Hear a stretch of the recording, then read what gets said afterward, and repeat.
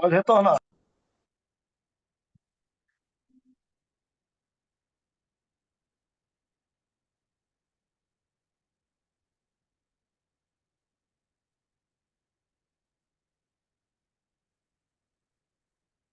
Beleza. Pablo, Jéssica, Jovem, Mário. Beleza, gente. Vamos começar. Pessoal que chegou por agora, o que é que nós estamos fazendo? A gente finalizou o conteúdo de parte física da cadeia de custódia da prova. Estamos falando agora das provas digitais. Joia? E em que se insere a prova digital dentro do nosso tema de cadeia de custódia? Então, acabamos de falar aqui sobre algumas etapas, tá? Depois vocês vão dar uma olhadinha em casa. Fizemos aqui a diferença do reconhecimento da prova física para a prova digital, como que ocorre o reconhecimento da prova física para a prova digital, o isolamento físico do digital, a coleta física digital, acondicionamento física digital, o transporte e armazenamento. Joia? E agora, vamos falar um pouquinho. Eu passei essa parte, não. Vamos trabalhar daqui a pouquinho com alguns procedimentos técnicos, tá? Da prova digital. Mas antes de a gente ir para lá, para essa parte de conhecimento técnico, o que a gente tem que lembrar aqui, gente? Nós já falamos sobre a ideia da prova digital, né? E aqui a gente vai falar sobre a essência da prova digital. A prova digital, ela é qualquer informação ou dado que pode ser armazenado ou transmitido em formato eletrônico e que possui valor probatório. Já falamos sobre isso.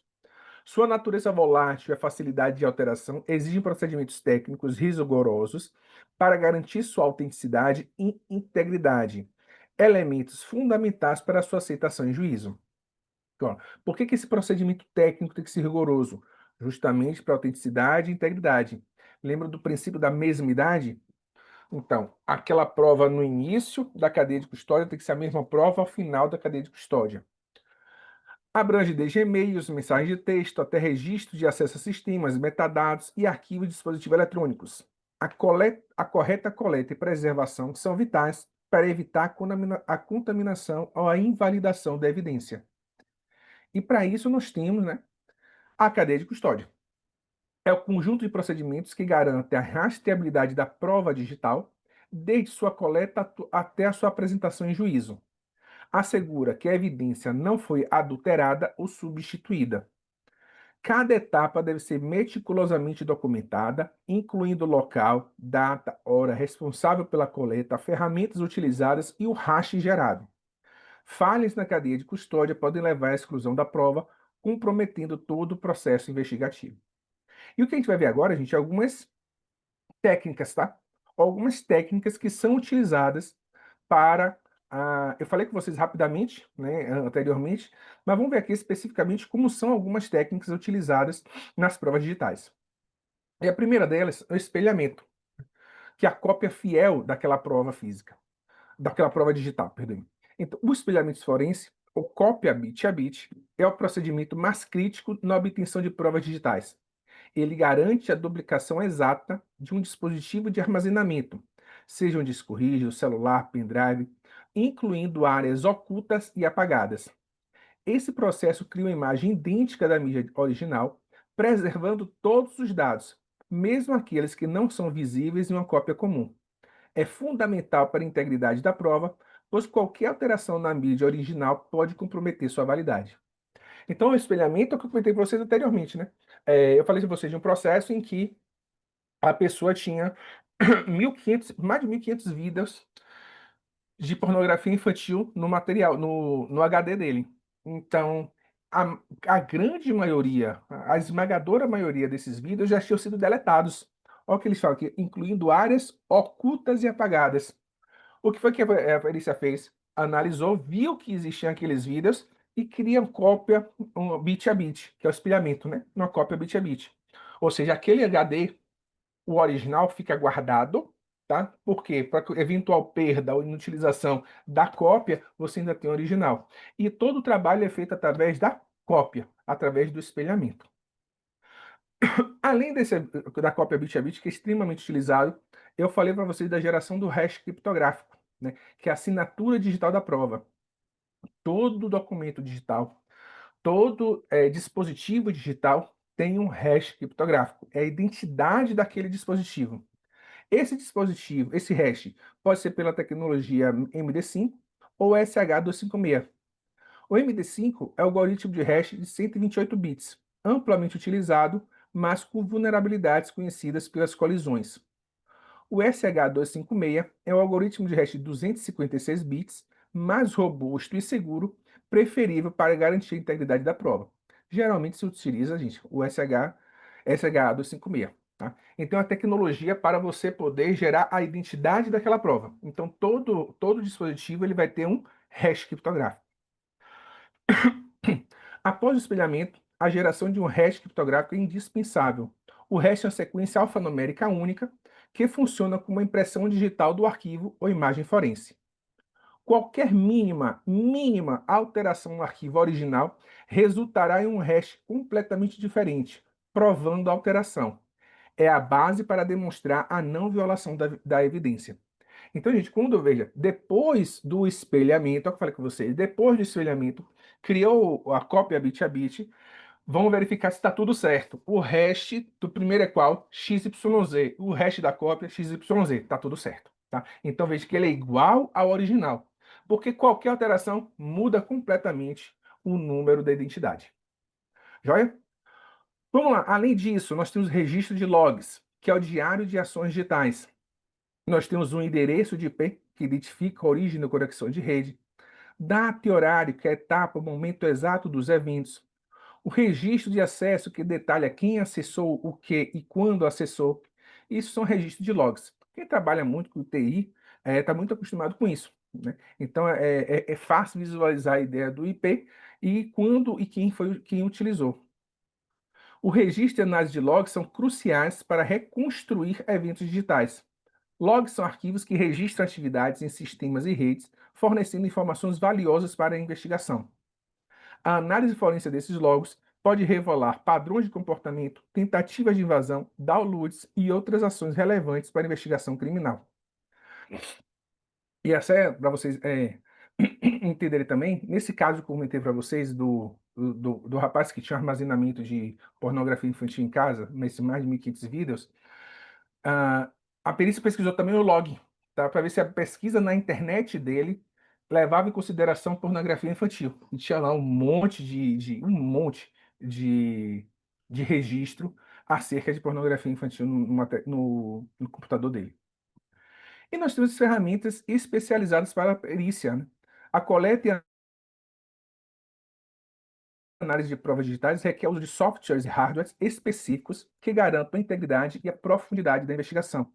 Essas ferramentas são desenvolvidas para extrair dados de forma forense sem alterar o original. É imprescindível que a prova seja encaminhada à perícia antes de qualquer acesso exploratório. Qualquer intervenção não forense pode modificar os dados e invalidar a prova no processo penal. E nós temos uma norma também muito utilizada, que é a ISO/IEC 2737 de 2013. O que essa norma faz? Ela estabelece diretrizes para a identificação, coleta, aquisição e preservação de evidências digitais. Seguir esta norma confere maior credibilidade à prova no ambiente jurídico. Então, essa prova ela fala sobre integridade, sobre manutenção da completude e não alteração dos dados, sobre a justificatibilidade do método, fundamentação técnica para as técnicas e ferramentas utilizadas, a repetibilidade, a capacidade de replicar o processo e obter o mesmo resultado, e a documentação completa da cadeia, que é o registro detalhado de cada etapa da cadeia de custódia. Gente, o que essa norma nada mais faz é do que mostrar a cadeia de custódia. Tá? Ela vai mostrar como a cadeia de custódia ela pode seguir uma lógica dentro da perícia forense, que é o que a gente está vendo aqui agora. Tá? É só para você ter a ideia. Então, essa cadeia de custódia é o registro cronológico da evidência digital, demonstrando sua posse, controle, transferência e análise por todas as pessoas envolvidas.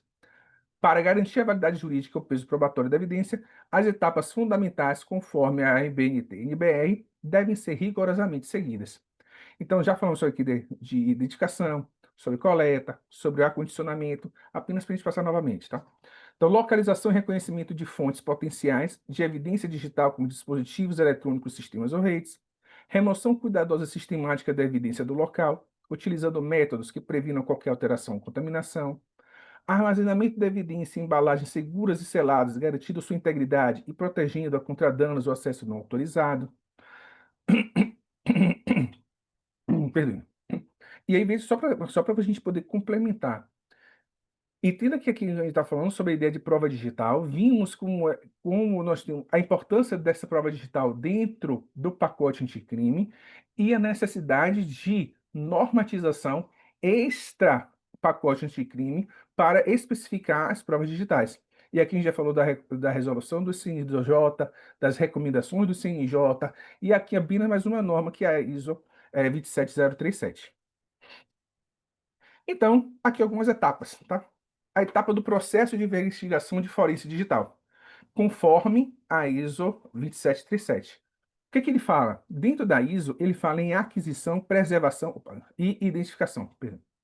Primeiro, aquisição, preservação e identificação. O que que é aquisição? Uso de bloqueadores de escrita para prevenir modificações na mídia original. Verificações do Mac Time para garantir a integridade dos arquivos. Então, veja que aqui a ideia de adquirir e bloquear a escrita. Lembra que a gente já falou sobre a ideia de o que é que você pode fazer, de desligar o aparelho, retirar o Wi-Fi, retirar os dados, a depender do qual for o aparelho. Preservação. Criação de cópia de bit a bit para replicar fielmente a mídia original. Geração de hashes criptográficos para comprovar a não alteração dos dados. Proteção da mídia original em local seguro e controlado. Então, veja, tudo que a gente falou aqui de ferramentas de procedimento, veja, está aqui, ó. A ISO 27037 fala sobre isso. Olha, adquiriu, coletou, preservou e identificou. Descrição completa de todas as características da evidência. Tipo de evidência, tamanho, origem. Registro detalhado na ficha da cadeia de custódia, incluído todos os intervenientes e suas ações. Então, a mesma coisa que a gente falou antes de documentação continua sendo válida. Essas etapas asseguram que a evidência digital seja coletada e manuseada de forma que sua autenticidade e integridade sejam preservadas para uso legal. E aí nós temos a outra parte, né? Da coleta à reconstrução do incidente. Após a aquisição e preservação, veja que ele está falando da ISO 27037. As fases subsequentes da investigação digital forense são cruciais para transformar dados brutos em informações inteligíveis e utilizáveis. Nós temos a extração, a recuperação e a exame e análise. Extração, retirada seletiva de dados relevantes de dispositivos, como históricos de navegação, contas de usuários, metadados e arquivos de interesse, utilizando ferramentas especializadas. Recuperação, processo de tornar visíveis dados que foram deletados, ocultados ou fragmentados, buscando em áreas não alocadas no disco ou em estruturas de arquivos danificadas. E a análise, reconstituição lógica e cronológica do incidente, inclui a avaliação minuciosa do conteúdo dos arquivos, padrões de acesso, manipulação de dados e a determinação da autoria e motivação das ações. Então é o seguinte, ó, depois que houve a aquisição, que você bloqueou aquele dispositivo, ou melhor, que você isolou o dispositivo, preservou o dispositivo, identificou o dispositivo, vamos trabalhar em cima dele. Primeira coisa, extrair os dados relevantes, recuperar aquilo que se perdeu e aí sim fazer a análise técnica. Depois, feito tudo, nós temos o laudo, que é o resultado final. Todo o trabalho culmina no laudo pericial, documento técnico jurídico que comunica as descobertas da investigação. Deve ser objetivo, claro e conciso, abordando a finalidade da investigação e as questões respondidas, metodologia e ferramentas empregadas na análise, conclusões fundamentadas nas evidências, detalhamento da imagem, da cadeia de custódia e integridade dos dados, e os anexos, com imagens forenses, logs e glossário técnico, se necessário. Veja que aqui, gente, no laudo pericial, assim como lá nós tínhamos a ideia da finalidade, a motivação, veja aquelas etapas é a mesma. Só que aqui tem que tomar o cuidado de mostrar também qual foi o método que foi utilizado, porque você detalhar que é um método que já é conhecido, que ele é válido, e que existem, às vezes, imagens mostrando como foi e qual foi o resultado daquela perícia. Já então, as imagens, às vezes, imagens, vídeos, que vão demonstrar. Eu acabei de falar com vocês sobre esse mesmo exemplo da pornografia infantil, do cara que tinha armazenamento. Como é que prova que tinha armazenamento de pornografia infantil no computador dele? Mostrando os vídeos vídeos ou imagens de pornografia infantil. Então, conseguiu-se recuperar centenas de vídeos e que foram apresentados em juízo. Os vídeos foram apresentados em juízo, as imagens foram apresentadas em juízo para comprovar o crime realizado por aquela pessoa. E o artigo 157 fala novamente, e aí a gente para lembrar, das provas obtidas por meio ilícitos. Por que que nós estamos aqui trabalhando exaustivamente com a ideia de cadeia de custódia para criar uma prova legal? A ideia de cadeia de custódia, de seguir um fluxo da cadeia de custódia, é que não se quebre a cadeia de custódia. Quebrar a cadeia de custódia significa criar uma prova ilícita.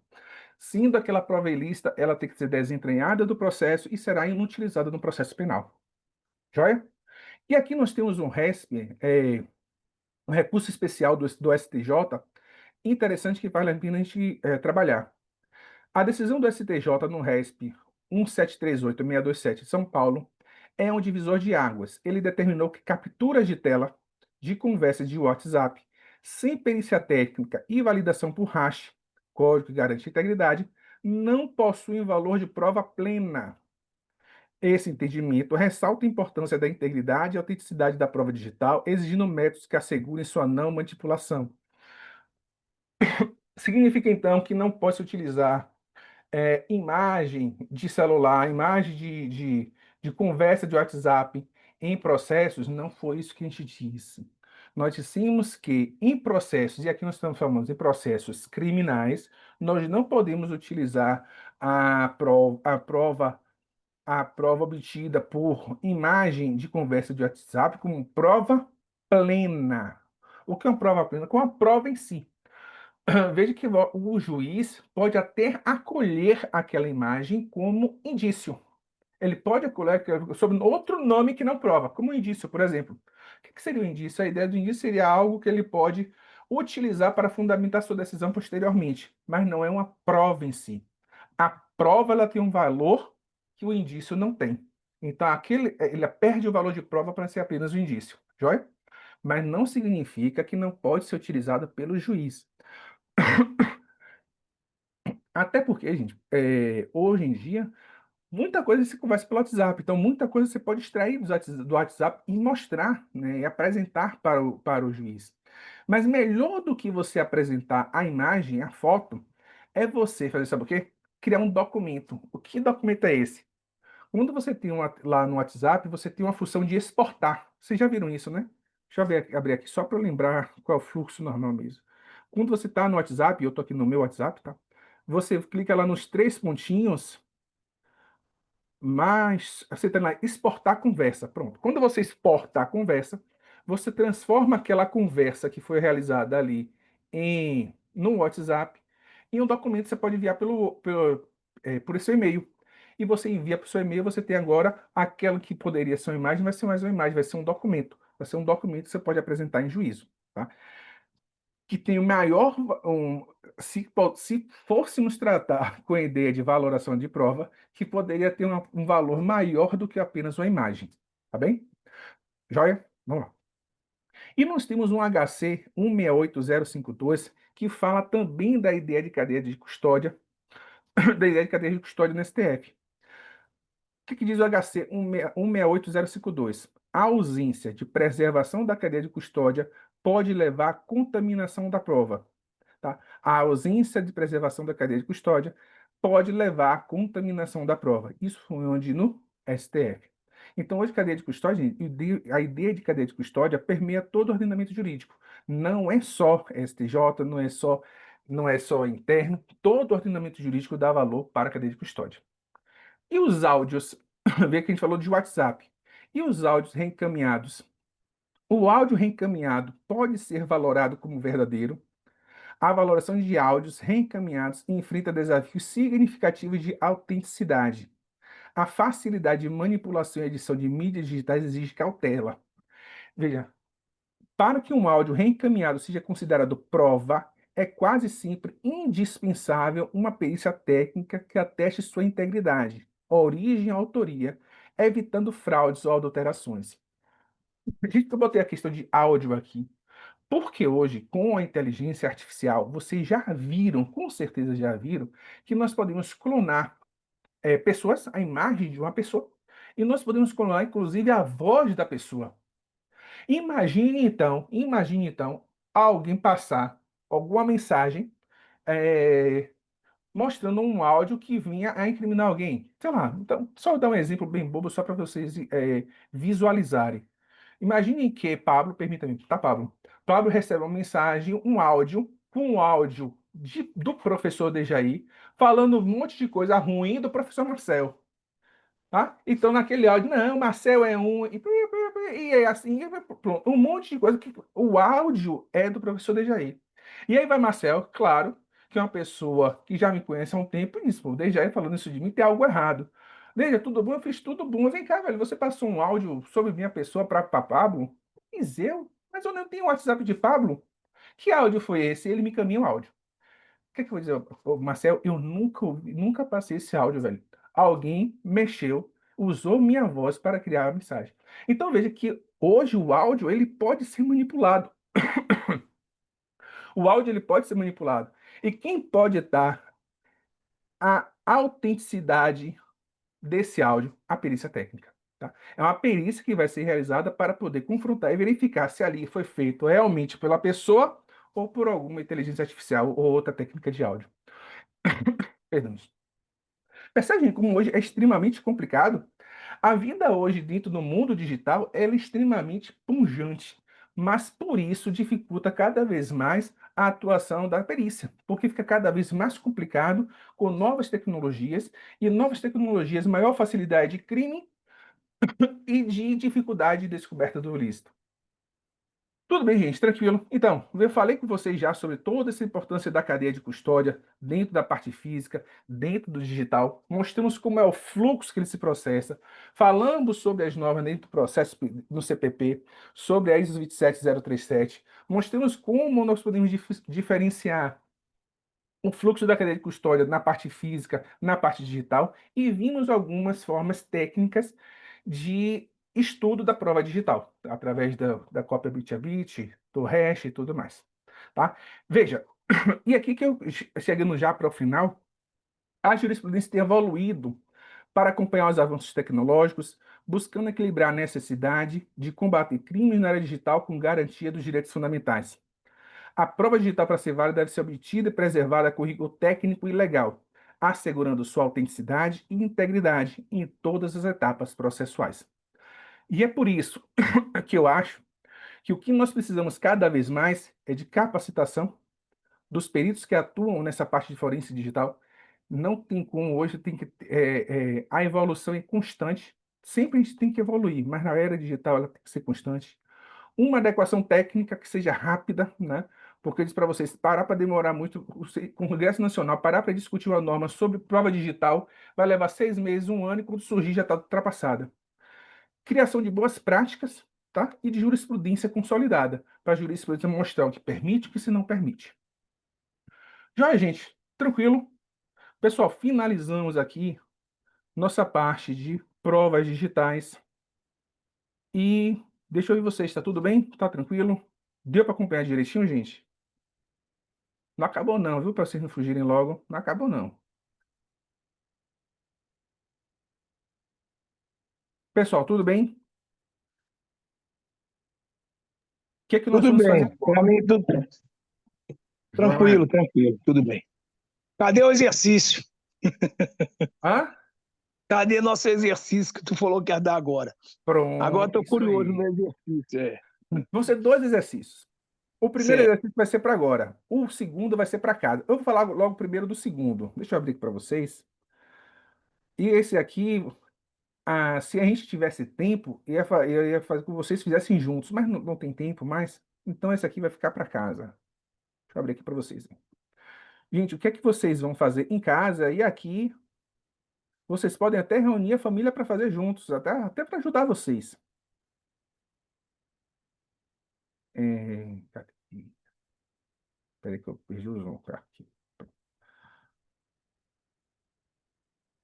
Pronto. Vocês estão vendo aí, né? Veja. Pessoal, o que que é isso aqui? Isso aqui é um jogo. Tá? É um jogo. Isso aqui é um caso. que eu passei do Game Circuit, em que eu passei para vocês um caso, tá? Esse caso existe um crime.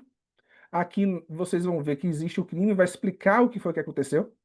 Nós temos as pessoas envolvidas no crime, um pequeno briefing, e aí depois vocês têm no envelope 2 vai falar sobre a investigação. Você vai ter provas aqui a serem analisadas, e-mails a serem analisados, a análise de família, da pessoa, do interrogatório. Então você vai ter todo um caso aqui para poder analisar quem foi que cometeu o crime. O papel de vocês é desvendar quem cometeu o crime.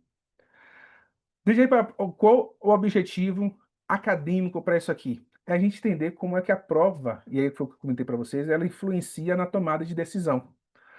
Qual a prova ali, e aí no momento que vocês estiverem analisando isso, jogando sozinho ou em família, como vocês quiserem, você entender a importância daquela prova. Você, naquele momento, enquanto juiz, como é que iria valorar e quem você iria identificar como qual daqueles suspeitos você indicaria como a pessoa que realizou a morte, tá? Como quem é que é realmente ali o assassino, quem foi que matou aquela pessoa, tá? E aí, toda vez que for baseado nisso, estudar nisso aqui, pense na ideia de prova e a importância daquela prova. Que prova aquela? É uma prova. E aí você vai ver que tem uma prova física aqui, tem prova digital aqui, e como que ela influencia na sua tomada de decisão. Porque neste momento você é um investigador. E no final o investigador vai ter que dizer, olha, foi fulano. Pronto. Foi fulano que realizou o crime. Quem que é fulano? E aí, você acertou ou não acertou? Então, eu vou passar isso para vocês, tá? Eu vou mandar aqui para vocês agora, e vou pedir para Marcel colocar também lá no material de vocês. Você tem acesso a um portal, né? No material de vocês para vocês pegarem por lá também. Mas já já envio para vocês aqui, já para vocês ficarem isso aqui em mãos e já o que quiser fazer por agora já faz. Tem um gabarito, né, para vocês saberem quem foi que realmente fez, né? Que aqui não tem a resposta. Vocês vão ver que aqui não tem resposta nenhuma. Eu vou mandar para vocês o gabarito na semana que vem. Vou dar uma semana para vocês fazerem isso aí, pensarem, identificarem, e na semana que vem eu mando para Marcel o gabarito para ele divulgar para vocês. Joia, gente? E agora, o que nós vamos fazer agora é isso aqui.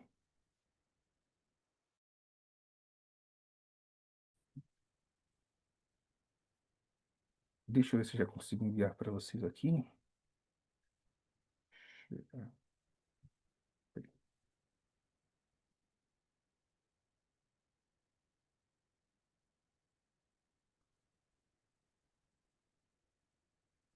Eu consigo enviar arquivo por aqui, não consigo não? Deixa eu ver isso aqui, documents, consigo.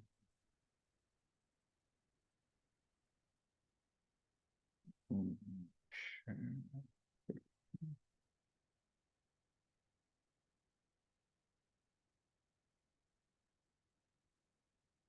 Só um minutinho, deixa eu pegar aqui.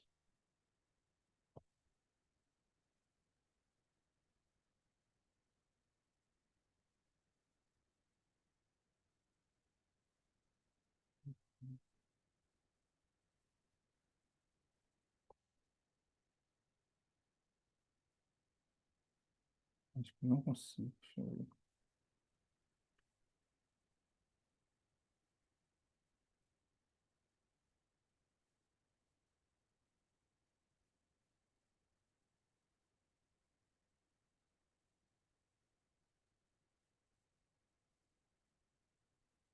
Não.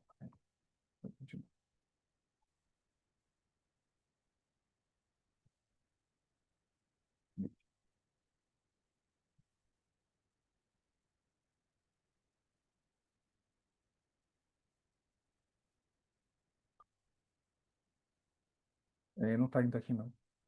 Ah, então eu vou botar aqui para vocês, aí vocês vão vendo e a gente vai fazendo juntos. Pronto, é o jeito. Vou pegar aqui para a gente botar. E eu passo o link para vocês, eu passo o material para Marcel divulgar para vocês terem em mãos também, tá?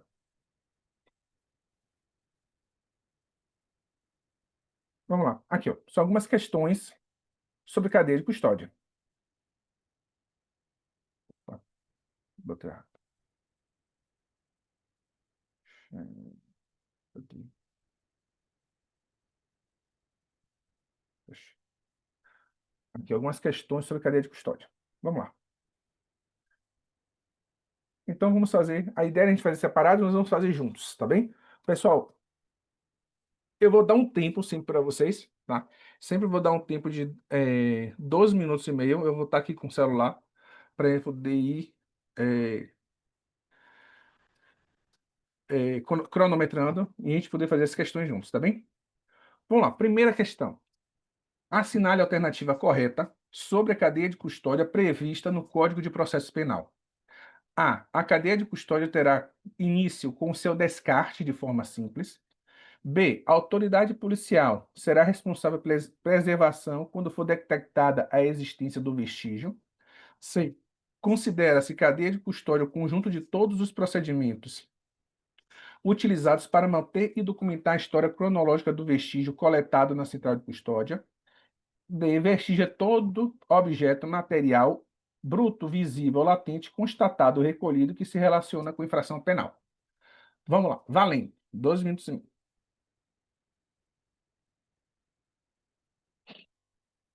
Eu vou tirar meu ouvido aqui, atrapalhar você.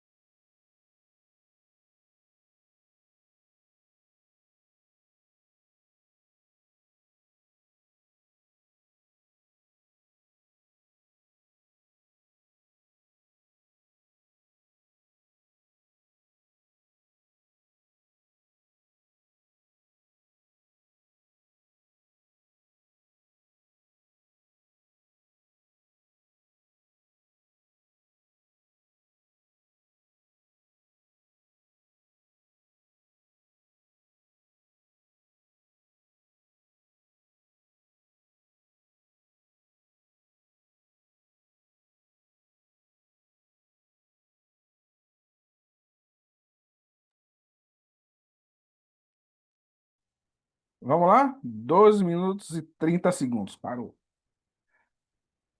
Letra C, letra C. Vestígio coletado na central de custódia. Poliana, e acho que está errado. Outro diz que é letra D. Letra D, Poliana. Pessoal, vamos lá.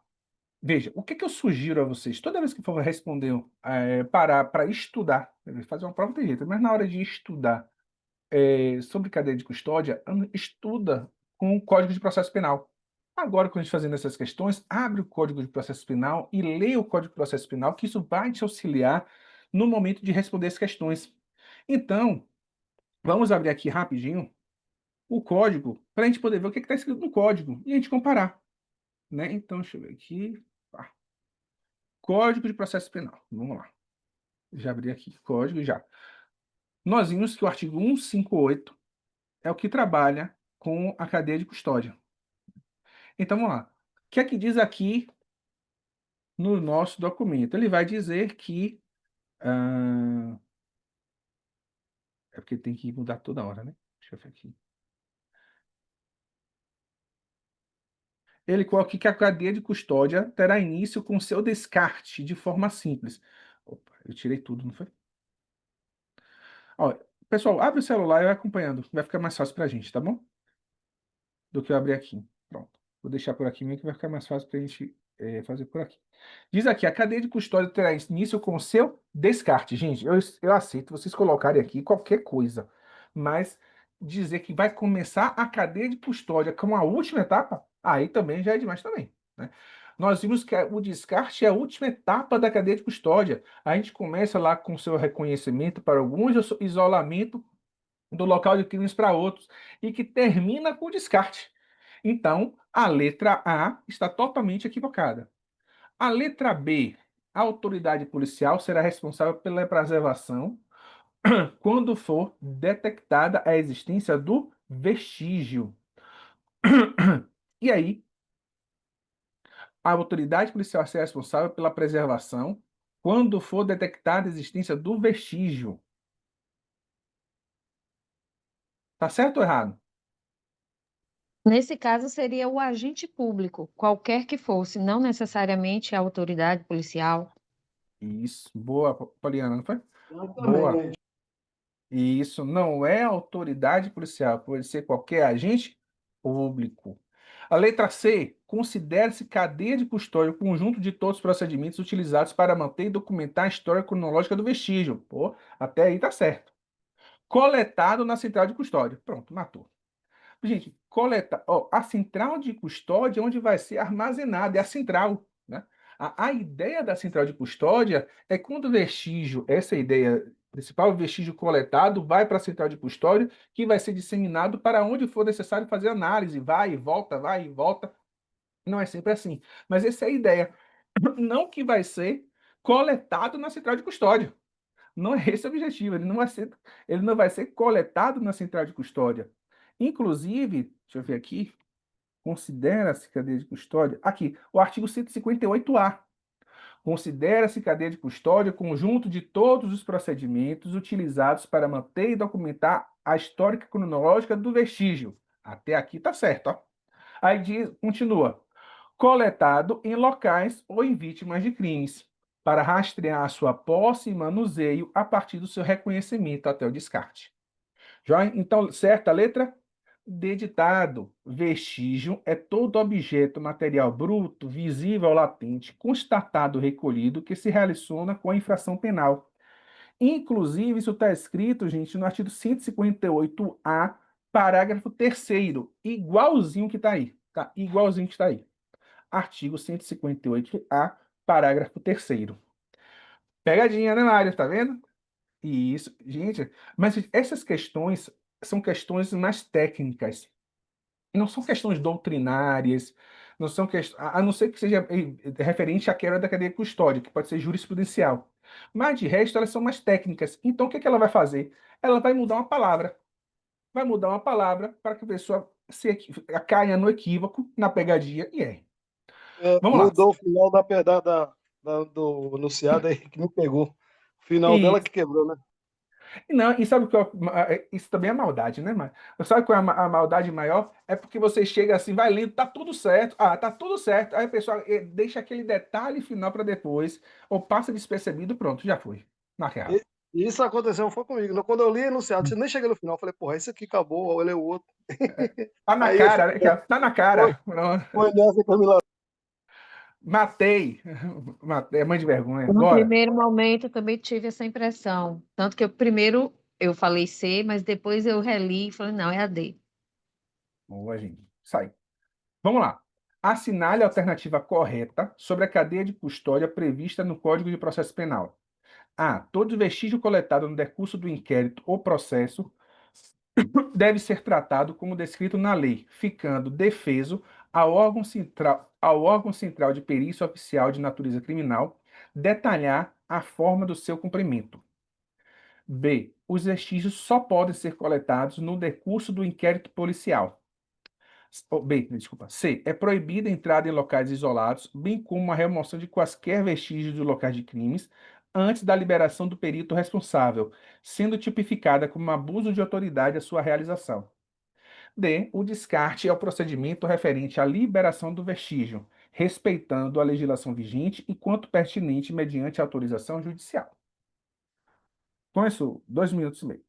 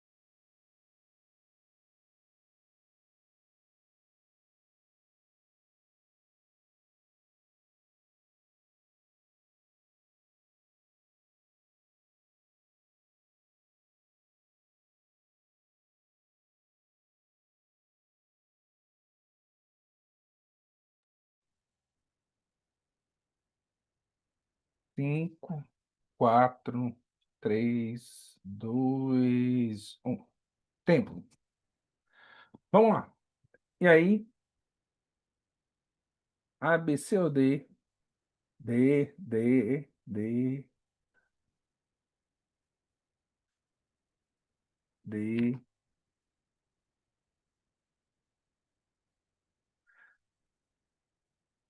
Ah, DG, toda a resposta são letra D. É D de Dejaí, né? A pessoa certa.